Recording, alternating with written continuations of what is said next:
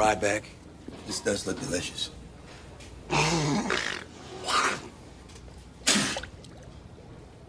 Little flavor.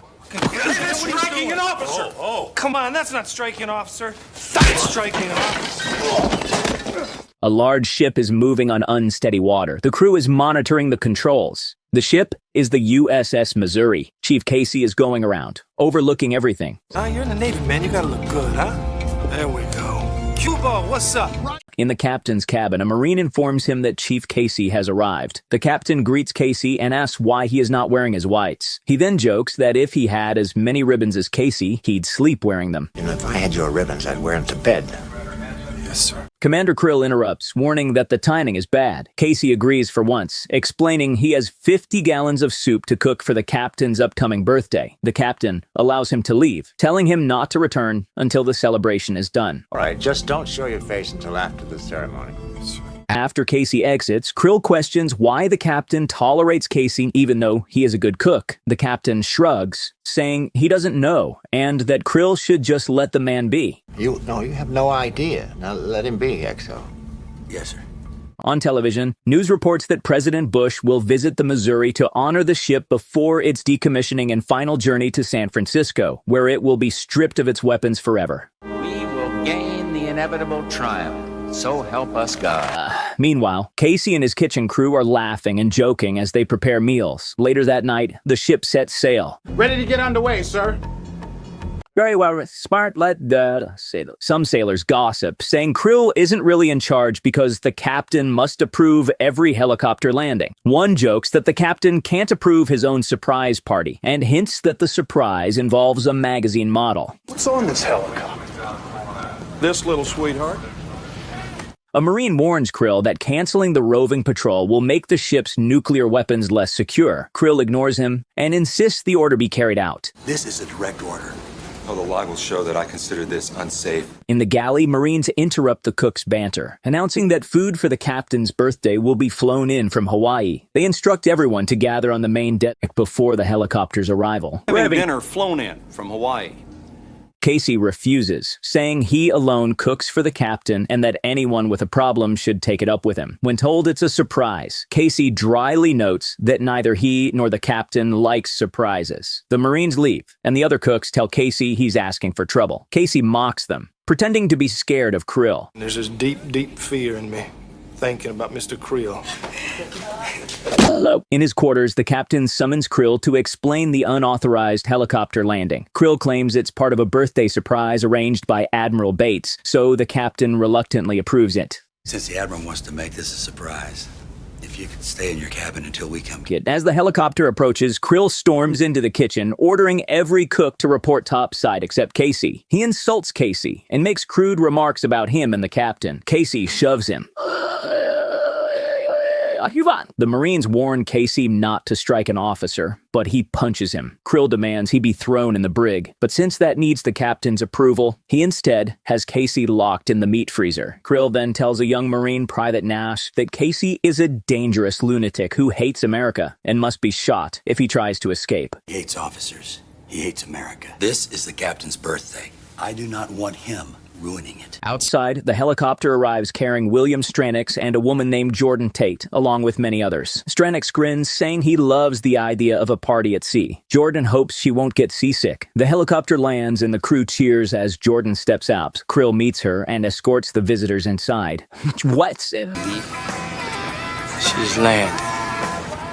Casey, still trapped, calls for Private Nash and asks why he was put in the freezer instead of the brig, but Nash ignores him. The guests greet Jordan. Krill warns her to ignore any lewd attention and leads her to a wardroom to change. He tells William to set up the band. Krill gives Jordan pills for motion sickness, then goes to change into his party outfit. It'll be absolutely safe for my men.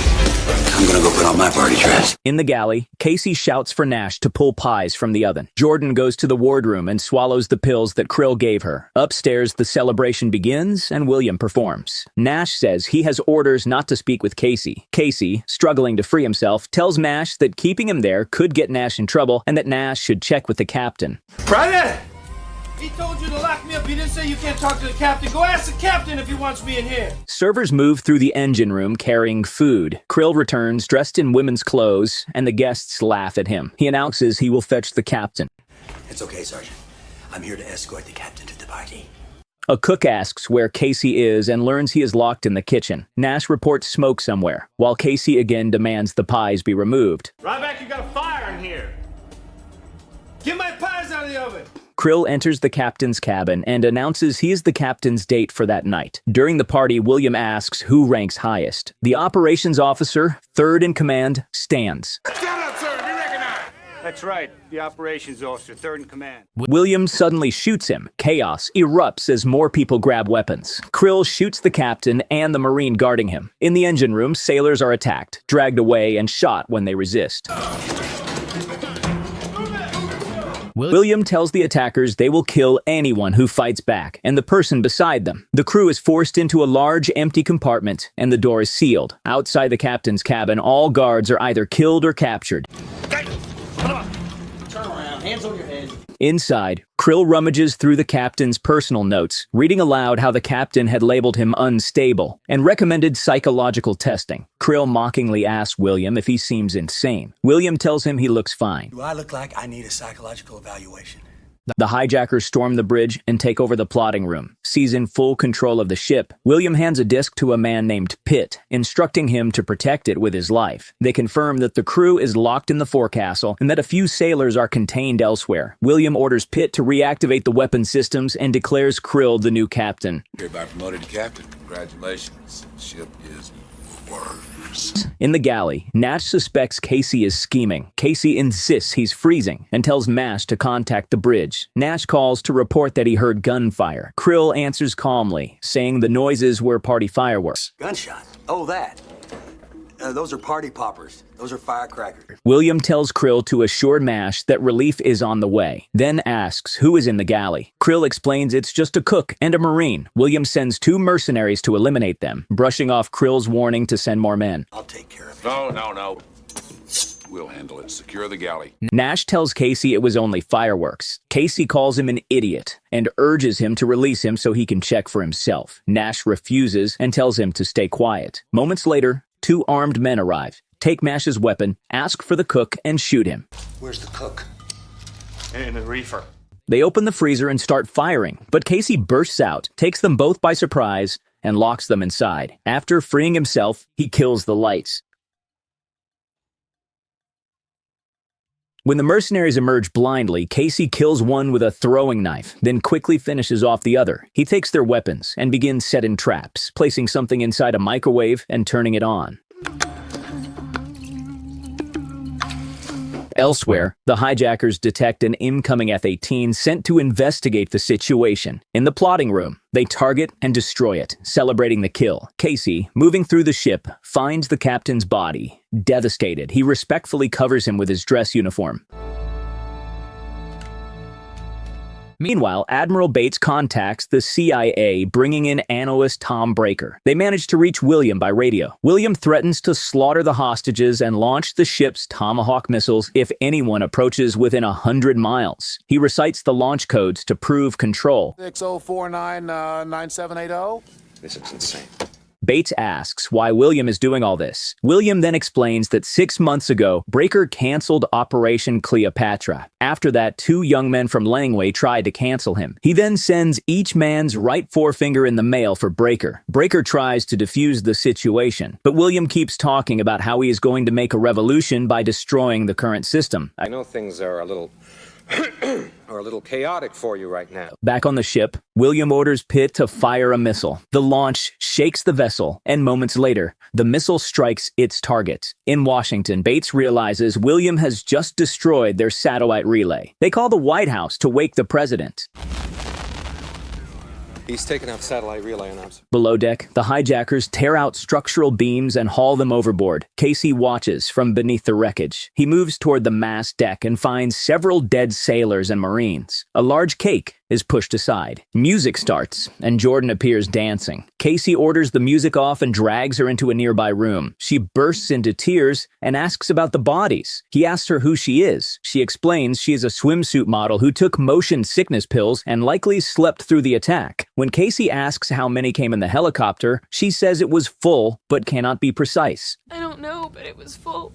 There was a band and there was a lot of caterers. She wonders if Casey is Special Forces. He says he is only a cook, then admits they may be doomed. On the command net, officers list the ship's remaining armament to Admiral Bates, noting 8 Tomahawk missiles with nuclear warheads. Bates asks the CIA contact about William. The contact says William was once funded for a covert mission to sink a North Korean nuclear sub. He became useful for his recklessness, but later turned into a rogue threat and escaped neutralization. It is verifiable, it is real, I repeat, it is real. On board, William arranges a rendezvous with a submarine. One of his men reports 2 teammates missing. Krill admits he warned that more men should have been sent. Casey hides Jordan in a locker and warns her to stay silent. She pleads to go with him. He tells her she must be invisible if she comes and promises to arm her if things go wrong. Put those on. William and Krill reach the galley and see the aftermath. William concludes a professional dealt with the attackers. Krill tries to dismiss Casey as an idiot, but William is not convinced. Suddenly, a microwave left running detonates. What was that? That was a bomb, jackass. Krill is confused about the explosion, but William knows it is Casey's doing. The explosion proves Casey is dangerous and capable. William demands to see Casey's file. I would like to see the ship's personnel file on this plain and simple cook, Mr. Krill, Admiral Bates and his staff plan a response. They will first try SEAL teams to disable the ship's radar and weapons. If that fails, they will order airstrikes to destroy the Missouri. Krill locates Casey's record, not in regular personnel files, but in the captain's private cabinet. The file shows Casey is an ex-SEAL with awards and credentials in explosives, weapons, and close combat. As Krill is reading this, one man comes and announces 2 more of William's men are reported missing. William gets angry that Krill didn't check William's files. I know what I was told, but I didn't have access to the captain's files at that time. Elsewhere, Jordan groans about carrying gear. Casey tells her he will carry it if she will kill anyone who gets in their way. He then promises to return quickly and slips out. He then takes down a guard and steals some equipment. He launches a lifeboat and sets up a small parabolic antenna, while William's men continue welding and rigging the ship. Casey uses the antenna to reach Admiral Bates. He reports that Krill is collaborating with William and explains that the hijackers are creating a system to offload Tomahawk missiles. The Admiral asks Casey to coordinate with the incoming strike team and to hold position until they can act. I want you to coordinate your efforts with us, you understand that? Hearing how he is talking, Jordan notes Casey does not seem like a simple chef, and Casey admits he cooks, but is more capable. He tells her to hide while he moves toward the helicopter where the mercenaries are gathered. Get back under there. Elsewhere on deck, William asks Krill what he will do with $200 million. Krill answers that he would buy political power. Casey fashions a crude timed explosive using flammable liquid and a grenade. Mercenaries spot him and open fire. He severs a wire, dives overboard, and the helicopter detonates. Someone finds Jordan, and she screams that she does not know what happened. At that moment, Casey returns and kills several attackers. He rescues Jordan, and they sprint back inside. From there, they set traps. When the pursuers close in, a hatch goes up in flames from an explosion. William complains that the cook is a relentless problem, and Krill says he has a plan. The button, it starts to flood. Ryback will kill himself trying to save him. Krill plans to trigger the forecastle sprinkler system so that Casey will risk drowning people trying to save them. As Casey and Jordan move through the ship, they hear tapping and Morse code from a sealed compartment. Casey uses a welding rig to open a hatch and then forcefully kicks the door inward. Johnson, you get over here and you guard that door. Anybody comes through, you shoot them. The trapped sailors are relieved to see him. Casey outlines the situation and arms them. The hijackers detect a supposed power surge and realize the weapon system will be offline in about 30 minutes. Must have been a power surge. Krill broadcasts images of flooding and chaos to the ship to intimidate the crew. Casey insists they must save people. They decide to spring a trap and begin neutralizing guards near the forecastle. They also shut off the sprinkler feed. During the firefight, Admiral Bates calls and Jordan answers. The Admiral asks who she is and where Casey is. She reports heavy fighting. He scolds Casey for breaking orders, but then authorizes any actions needed to help the incoming SEALs and ends the call. You have some good luck there, sailor. I'm out.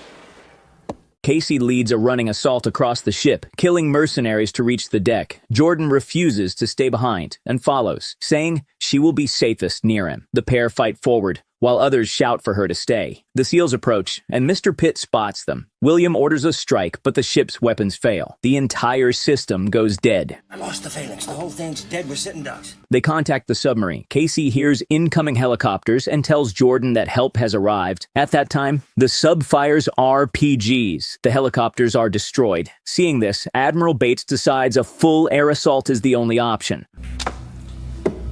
Full air assault from the Nimitz.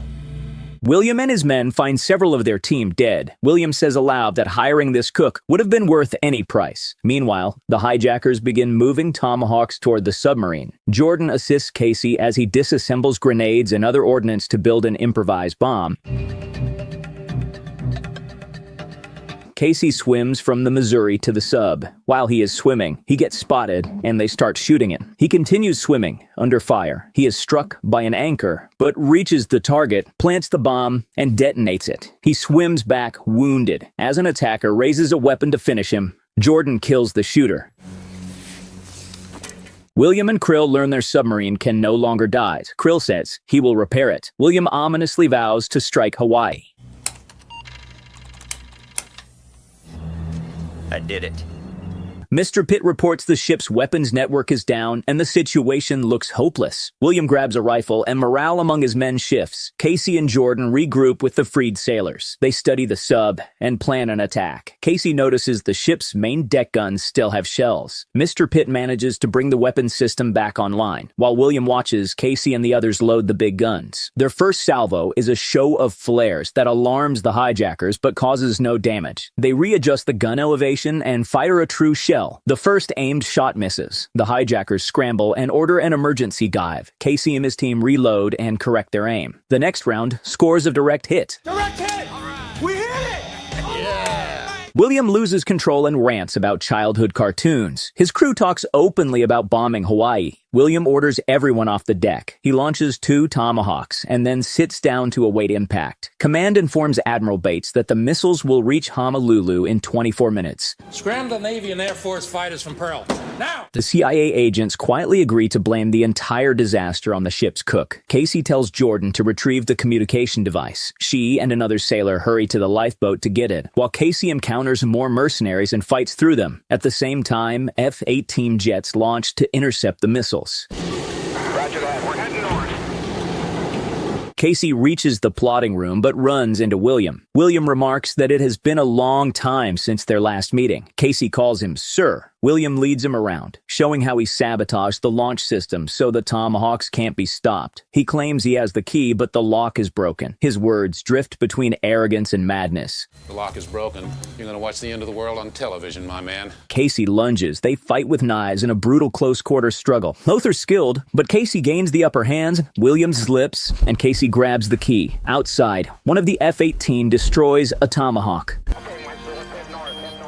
Casey contacts Admiral Bates, who tells him 1 missile remains. The officers dictate a cancellation code. Casey enters it, and the last missile self-destructs seconds before impact. Everyone celebrates.